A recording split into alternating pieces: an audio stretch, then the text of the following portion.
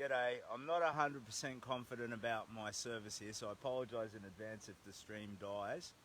I just thought I'd give you a bit of an update because I've been walking all day and it's mid-afternoon. I plan to hit Nowra at about 7 or 8 o'clock. My pace is not what it could be. I keep meeting lovely people. I'll update some photos later. But I think my boots are starting to slow me down. And I think some general fatigue, like since Sydney it's been all hills. As the stream was starting I caught a little look at my, like this is a mirror for me, and I don't know, it just sort of looks like a nervous breakdown in situ or something, you know what I mean? Or like, I don't know, like I'm that dude who wanted so badly to audition for Australian or American Idol, and none of his friends told him, mate, you can't sing and you look like a tool, you know? So it just went on too long and got too much, and that's like what I am, a cautionary warning. You do not want to wind up here, people. But no, I'm having a lovely time. Adam says, a great afternoon to you, Captain. Thank you, Adam. Cheers, mate. Same to you. Same right back at you, buddy. So I am on Shoalhaven Road. I am currently reclining, recumbent, and about to sandwich. I'll show you. So that's my legs. That's the road that way, and that's the road that way. And that's my sandwich. So this was given to me on the side of the road by a lovely couple. Oh crap. Jade and someone. Oh, I can't remember his name. Oh man. I need to hear a name 3 times before it sinks properly in. And I thought, I'm so sorry, buddy. They were a lovely, lovely, lovely couple. They pulled over, they gave me some water and a couple of sandwiches. So I'm going to eat this sandwich and drink some of this water, and then I'll continue. So I reckon half-hour break, and then I'll push forward. It'll be another 3 or 4 hours to get to Nowra. There may or may not be accommodation there. I've been taken under your wing, this is true. So rest assured there's a couple of people looking to see if there's anything available with respect to hospitality. And if there's not, no worries. I'll pitch camp just outside Nowra. I'll find some bush. The bush around here is great. There's a lot of, dead leaf coverage on the ground, so a lot of visibility for snakes and stuff.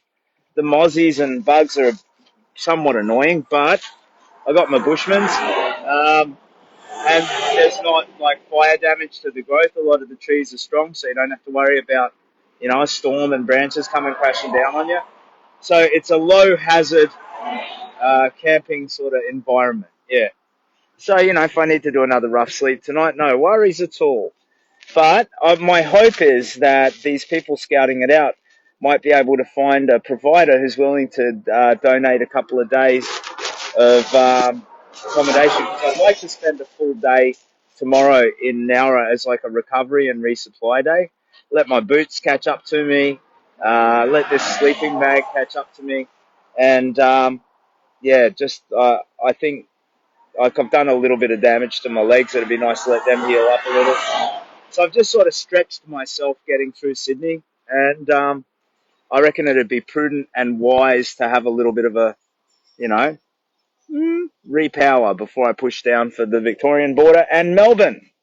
So for those of you who've, heard it on the radio or whatnot, and I just got a notification, my son's finished his first day of school. He always sends me a text before he walks home.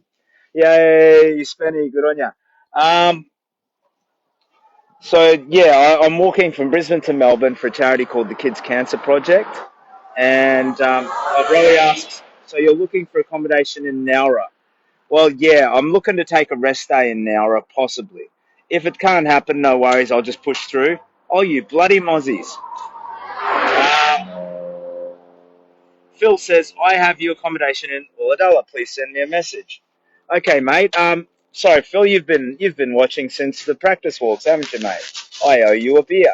Ulladulla's still a few days away, especially if I take a rest day in Nowra. So, and I never look more than a day or so in advance, my friend. But yeah, or can you message me? If not, yeah, I'll track you down and I'll send you a message, buddy. So yeah, I'm gonna walk the rest of the way to Nowra, and it's all just an old fella trying to heal himself after the ravages of the stage 4 cancer. And the ultimate message is that a broken life can be fixed. B, no child should have to endure what I went through. And C, the world is beautiful. You're beautiful. The people that I've come across in the world are gorgeous. There is such kindness and decency out there in the world, So for all of the dark stuff that's going on in our world and our society at the moment, we should all take courage and heart from that, I reckon. So Scott says, so you come at Ulladulla Marlin. I don't know what that means, Scott.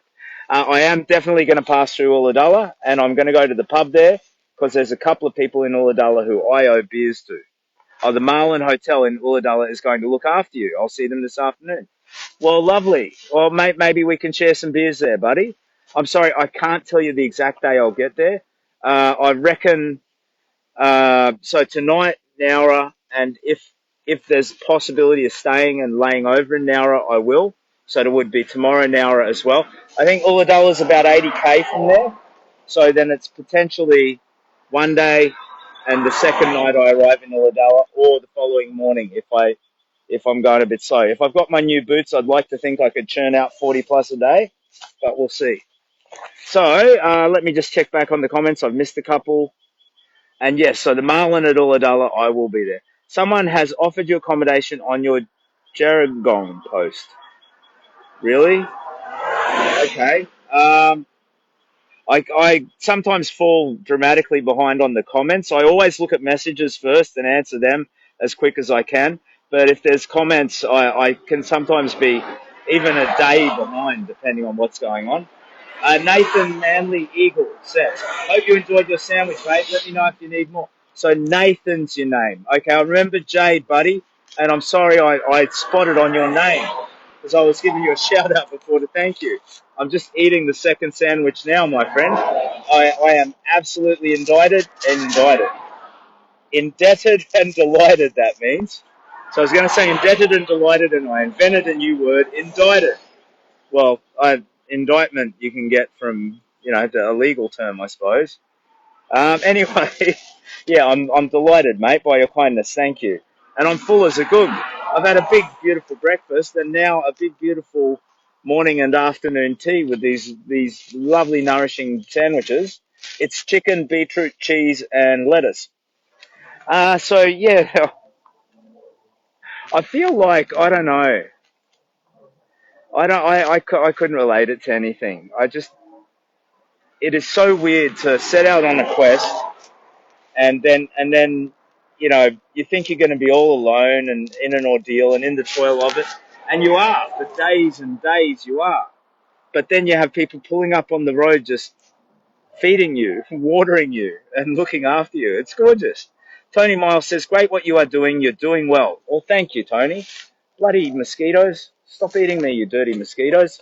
Look at this dude running down the road. Oh, there he goes. Hey, mate, how you doing? Having a good time? That's a healthy specimen, that is, right there.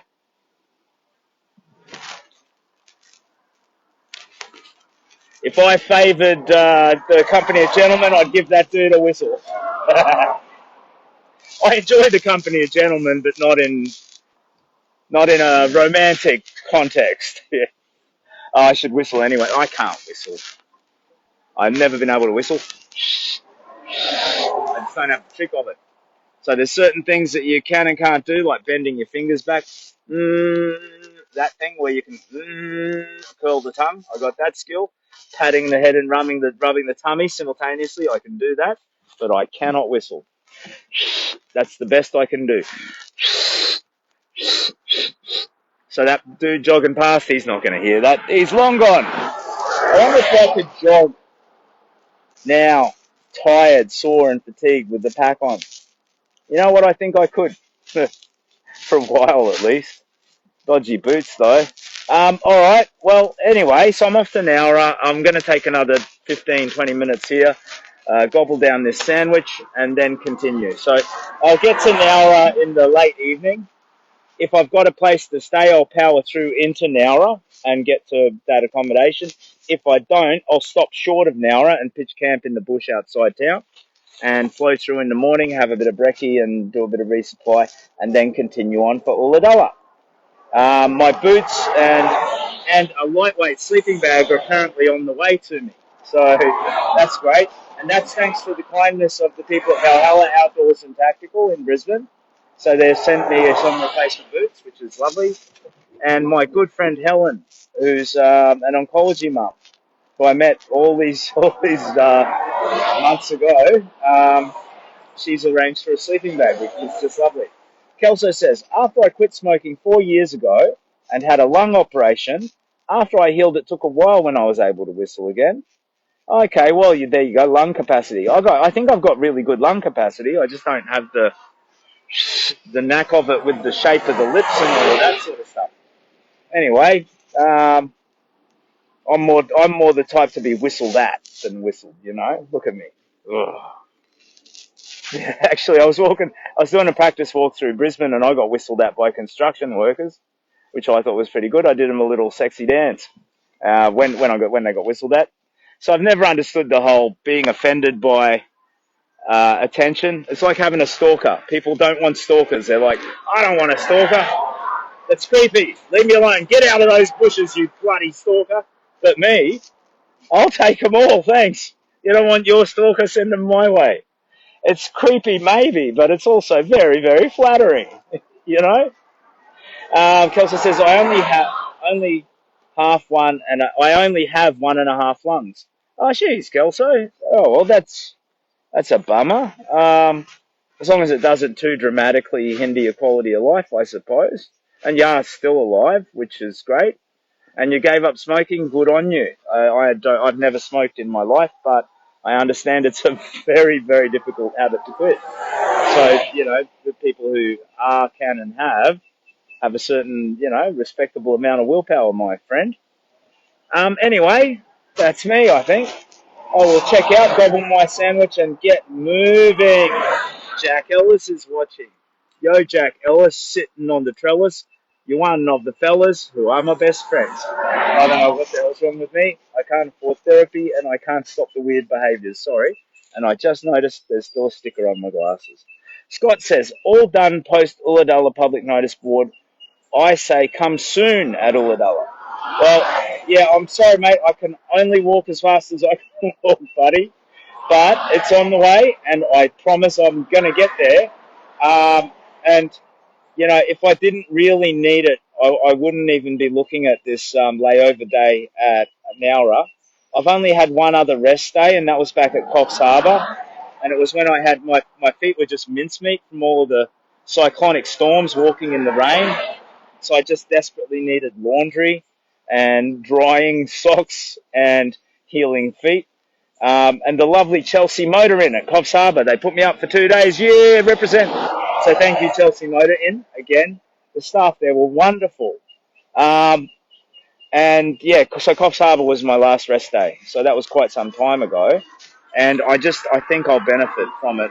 Just letting the boots catch up to me, get this new pair on, and heal the legs up a bit. Angie Marie says, you will know yourself at Ulladulla, nice hill.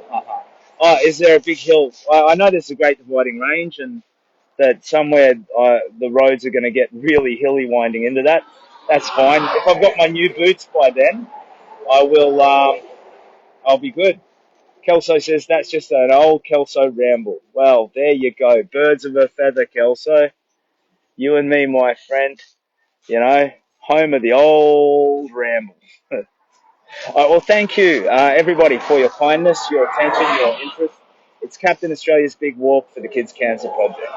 At its most fundamental, it's me, this old bullfed, dressed like this. Boom, boom, boom.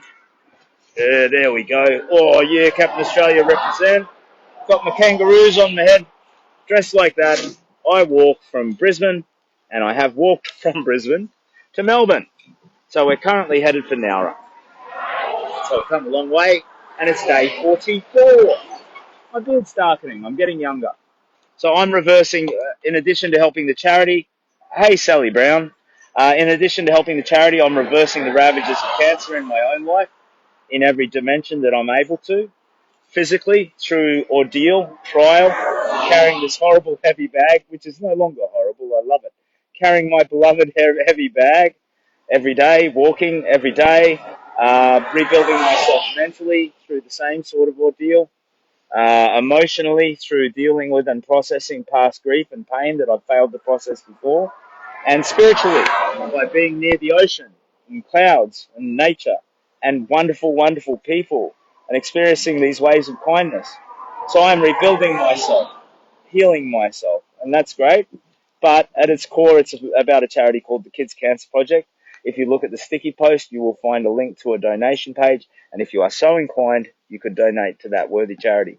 And if you don't have the cash or you don't want to spend it, you can help in other ways. So you can, you know, tell your rich Aunt Dottie about it, or tell your local community about it. So there's definitely ways that you can assist. So thank you so much for your kindness.